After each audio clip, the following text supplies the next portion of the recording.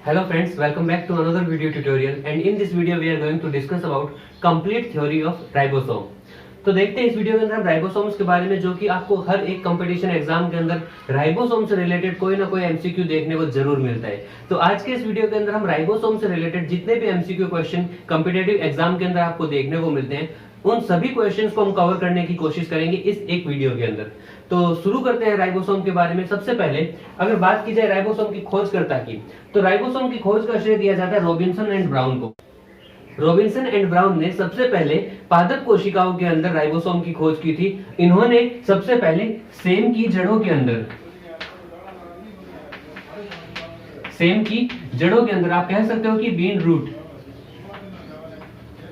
Root जो कि एक प्लांट सेल है, इसके अंदर सबसे पहले राइबोसोम की खोज की थी 1953 में। एंड उसके बाद में अगर हम बात करें एनिमल सेल की, तो एनिमल सेल के अंदर राइबोसोम की खोज का श्रेय दिया जाता है पैलाडे को। यहाँ पे दो अलग अलग क्वेश्चन निकल के आ रहे हैं। अगर ये पूछा जाए कि प्लांट सेल के अंदर राइबोसोम की खोज किसने की, तो आपका आंसर रहेगा रॉबिन्सन एंड ब्राउन ने। लेकिन जब क्वेश्चन ऐसे पूछता है कि एनिमल सेल के अंदर राइबोसोम की खोज सबसे पहले किनके द्वारा की गई, तो आपको ध्यान में रखना है कि एनिमल सेल के अंदर पैलाडे के द्वारा राइबोसोम की खोज की गई और इसके साथ साथ इन्होंने इसको राइबोसोम नाम भी प्रदान किया। तो जो नामकरण का श्रेय दिया जाता है, अगर क्वेश्चन ये पूछे who proposed the word ribosome, तो आपका आंसर निकल के आएगा पैलाडे 1955 के अंदर 1955। तो ध्यान में रखिएगा, प्लांट सेल के अंदर Robinson and Brown and animal cell के अंदर पैलाडे के द्वारा राइबोसोम की खोज की गई।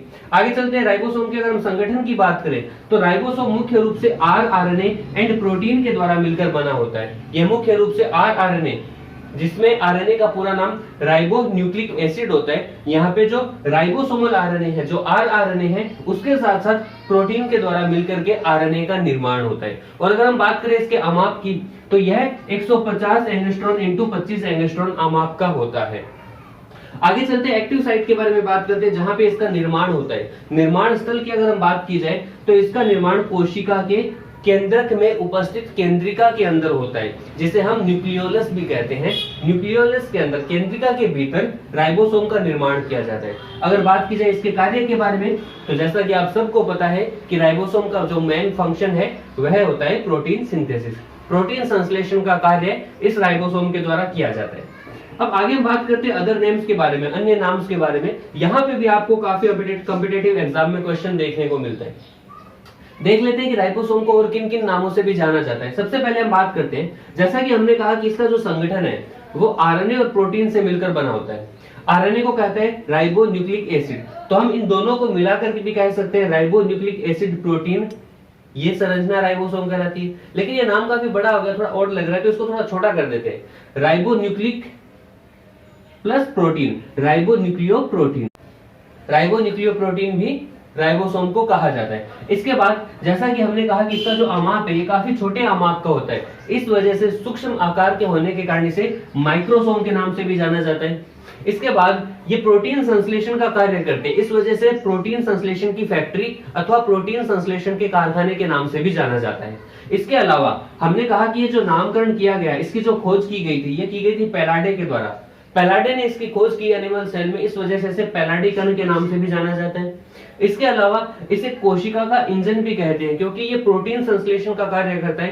प्रोटीन के द्वारा एंजाइम्स का निर्माण होता है और जितने भी बायोकेमिकल रिएक्शंस होती है एक सेल के भीतर, उन सब के अंदर एंजाइम्स महत्वपूर्ण रोल निभाते हैं। इस वजह से इसे कोशिका का इंजन भी कहते हैं। तो ये कुछ अदर नेम्स है राइबोसोम के, जिनका भी आपको ध्यान में रखना है। एग्जाम में क्वेश्चन पूछा जा सकता है पैलाडीकरण किसे कहते हैं, या कोशिका की फैक्ट्री किसे कहा जाता है, या फिर प्रोटीन संश्लेषण का कारखाना किसे कहते हैं, कोशिका का इंजन किसे कहते हैं। इन अदर नेम को भी ध्यान में रखिएगा कि राइबोसोम को राइबोन्यूक्लियोप्रोटीन के नाम से, माइक्रोसोम के नाम से, प्रोटीन संश्लेषण की फैक्ट्री के नाम से, पैलाडीकरण और इसके साथ साथ कोशिका का इंजन, इन अदर नेम से भी जाना जाता है। आगे चलते हैं, बात करते हैं कुछ स्पेशल पॉइंट्स के बारे में जिसको आपको काफी ध्यान रखना है।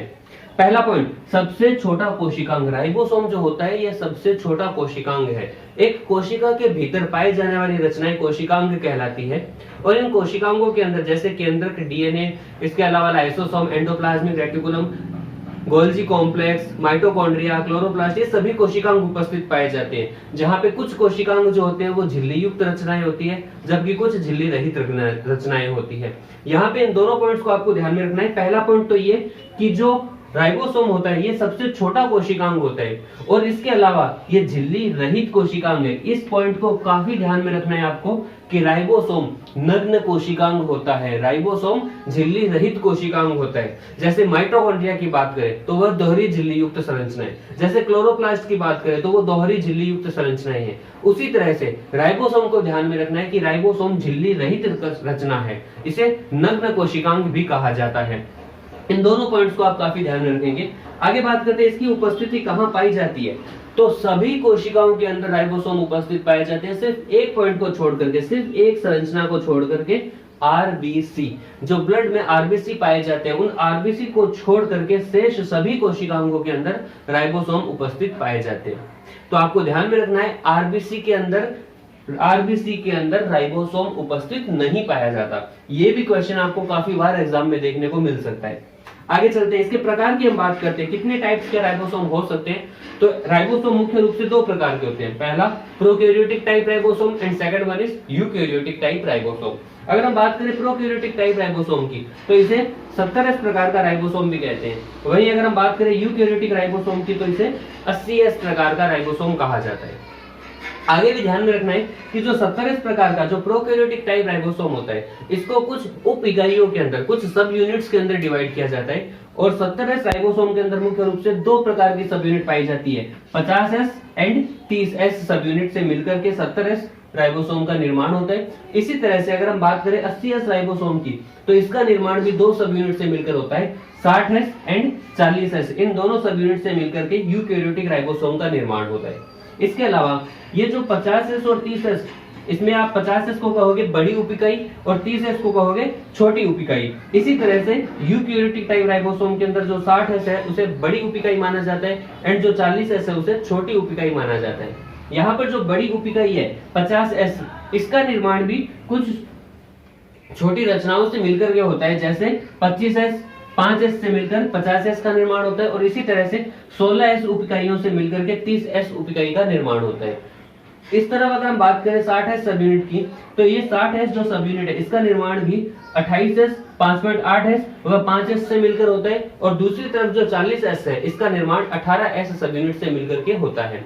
तो इन पॉइंट्स को भी आपको ध्यान में रखना है। एग्जाम में क्वेश्चन पूछा जा सकता है कि 60S यूकैरियोटिक टाइप राइबोसोम के अंदर कौन कौन सी सूक्ष्म इकाइयां उपस्थित पाई जाती है। तो ध्यान में रखना 28S 5.8S और 5S 60S के अंदर उपस्थित पाई जाती है और इसी तरह से 50S के अंदर निर्माण 25S और 5S से मिलकर के होता है। अब यहाँ पे एक चीज बार बार आ रही है, S। ये S क्या है? अगर हम बात करें इस S की तो ये जो S है ये S स्वेडबर्ग का अवसादन गुणांक है। स्वेडबर्ग सेडिमेंटेशन कोएफिशिएंट है जो कि राइबोसोम के आमाप की एक मापन इकाई होती है। इसे S से रिप्रेजेंट किया जाता है क्योंकि ये स्वेडबर्ग के द्वारा प्रतिपादित किया गया।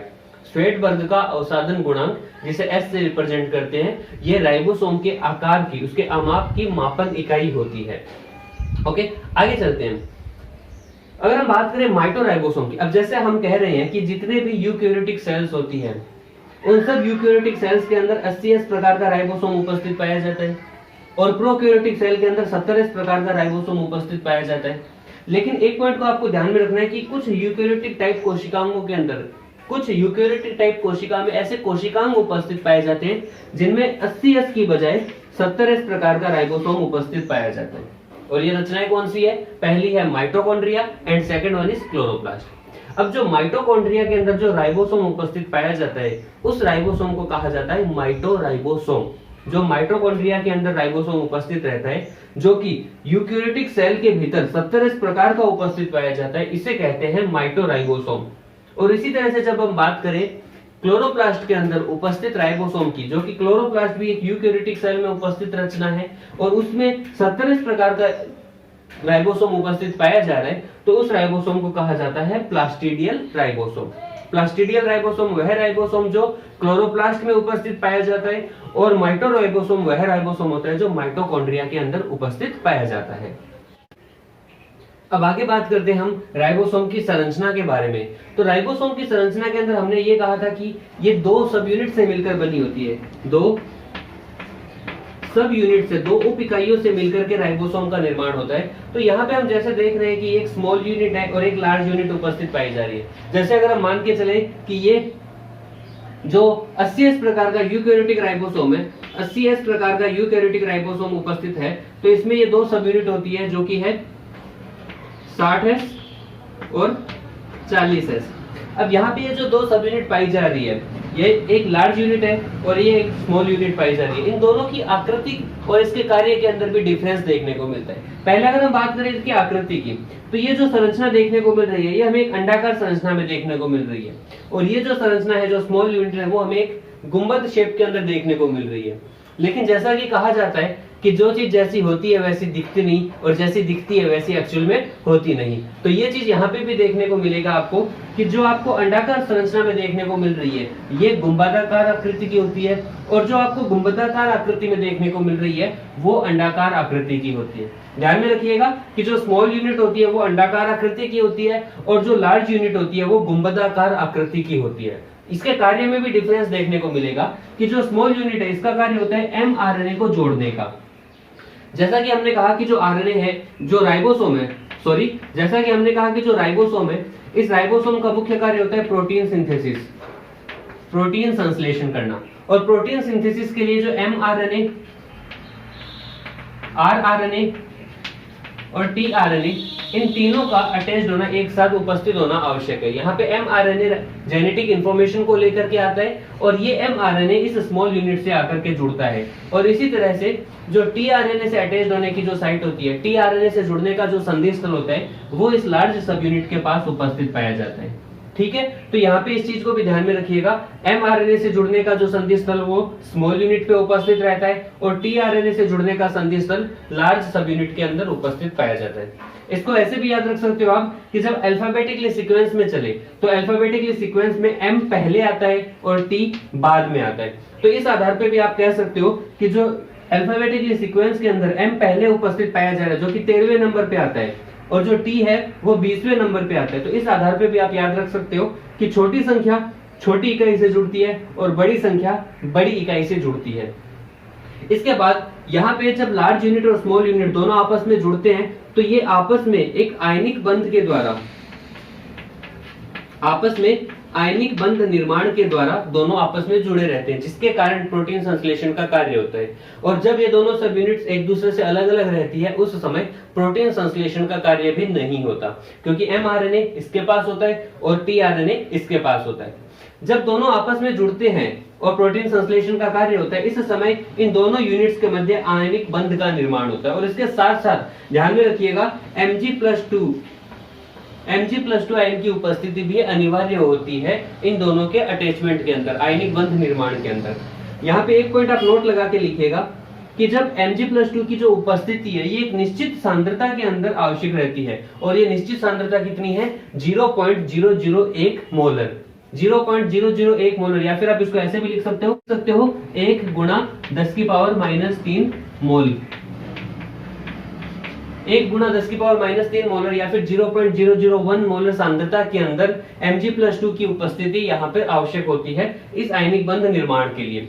और अगर इसकी सांद्रता में कमी या अधिक देखने को मिलता है, अधिकता देखने को मिलती है, तो कुछ परिवर्तन आ जाते हैं। जैसे जब इनकी सांद्रता कम होने पर दोनों इकाइयां, ये दोनों इकाइयां एक दूसरे से पृथक पृथक हो जाती है।